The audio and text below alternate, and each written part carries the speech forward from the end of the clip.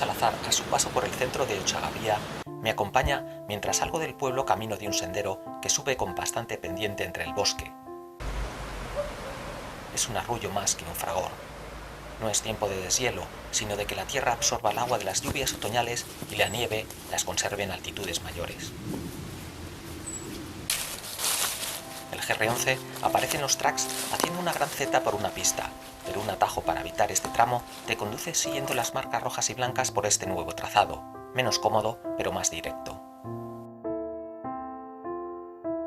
Gano poco a poco altura mientras contemplo la ya visitada ermita de Musquilda, encaramada en mitad del bosque al otro lado de la montaña.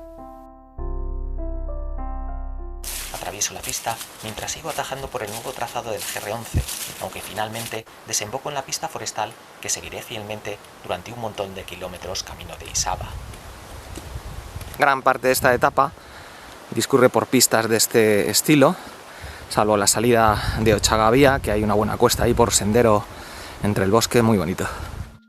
Me encuentro con un rebaño de ovejas en un prado abierto entre el bosque. Ya no son lachas, sino otra raza autóctona, la raza de Navarra, antes llamada roncalesa o salacenca, en honor a los valles de Salazar y Roncal, los más orientales de la comunidad foral. Charlo más adelante con un pastor que me encuentro y me comenta que se cría sobre todo para el ternasco, la tierna carne del cordero de esta raza. Durante muchos siglos, los pastores conducían pacientemente estos rebaños hacia el sur, por la cañada real de los roncaleses, en busca de los pastos de las bardenas reales, huyendo del frío y de la nieve del duro invierno pirenaico. Hoy seguramente hay más senderistas por el sendero de gran recorrido que baja las bardenas reales que pastores y ovejas practicando la transhumancia. Zonas como esta, que hay rebaños de ovejas e incluso de cabras, aunque en esta zona no hay lobos, a veces los rebaños están cuidados con mastines, entonces yo lo que llevo es este spray de pimienta que te puede servir como último recurso en caso de que un mastín venga a atacarte y a morderte, cosa que ya a mí me ha sucedido en Guadalajara, por desgracia. Aquí en estas zonas altas, como no, sigue habiendo palomeras como esta, que afortunadamente no hay nadie cazando aquí.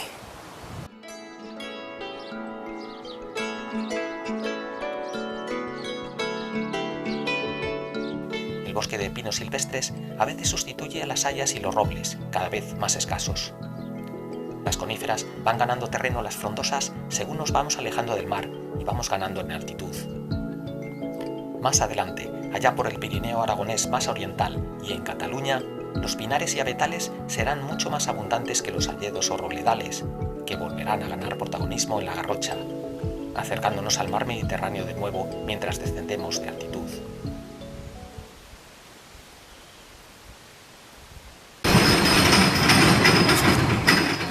Monstruoso me obliga a apartarme apresuradamente de la pista forestal.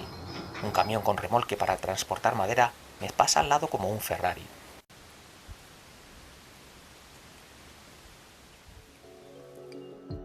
La riqueza forestal de estos bosques sigue siendo un motor económico importante en estos valles navarros. Más adelante, escucho un tintineo como de campanitas y un perro de caza surge de entre el hayedo. Poco después, un cazador con escopeta en ristre aparece también en mitad del bosque alfombrado de hojas caídas. La caza mayor está en su apogeo y no es raro escuchar algún disparo de vez en cuando. Afortunadamente, no me encuentro con ninguna montería de jabalíes, pues el marrón de tener que dar media vuelta en mitad de la pista, ante el riesgo de estar sometido a la posibilidad de un fuego cruzado, supondría un buen desvío o la imposibilidad de llegar a Isaba. Muchas veces, la obligación de señalizar debidamente por los cazadores la celebración de una montería no se cumple, por el riesgo evidente para senderistas, seteros y montañeros.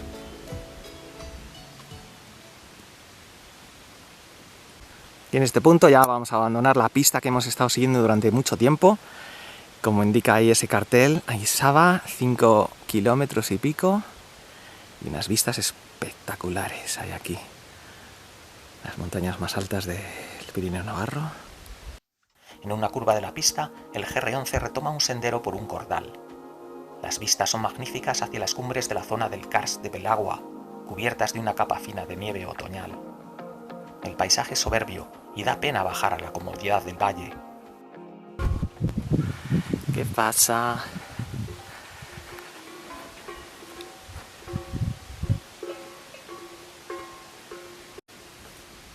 En un collado donde descansan plácidamente unos caballos, el hayedo vuelve a aparecer de repente y me sumerjo en él, camino de Isaba, ya en descenso continuo.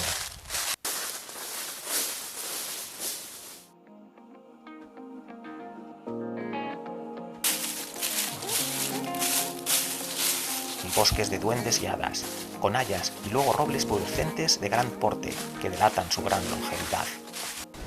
Preciosa esta bajada, primero por Hayedo, luego por Robledal. Al fondo ya se empieza a intuir allí abajo del valle Isaba. Enseguida aparece, perdida entre los árboles, la ermita de Idoya, que data del siglo XVI. Esta es la ermita de Idoya, cerca ya de Isaba. Es un lugar mágico y solitario, donde solo se escucha el tímido reclamo de algún carbonero o petirrojo. Sendas vallas metálicas que hay que abrir y dejar cerradas dan acceso al recinto, donde dan ganas de quedarse un rato, simplemente a disfrutar de la quietud del lugar y a escuchar el silencio. Cerramos la puerta, si es que podemos. Pero Isaba está ya muy cerca. Solo queda seguir otro vía cruces como el de la ermita de Muskilda, por un sendero flanqueado por muros de piedra cubiertos de musgo, y avellanos que forman túneles con sus ramas curvadas por encima de tu cabeza. El murmullo del río Esca y algún coche que sube a Isaba por la carretera me anuncian la proximidad de Isaba, destino final de la etapa de hoy. Aquí acabo este pequeño periplo otoñal por la parte más oriental del Pirineo navarro. La parte más occidental quedará para otra ocasión, pero no en otoño. El mal tiempo y los sobresaltos por los disparos continuos de los cazadores de palomas me disuadieron de completar el recorrido desde Irún. Otra vez será, y espero que muy pronto.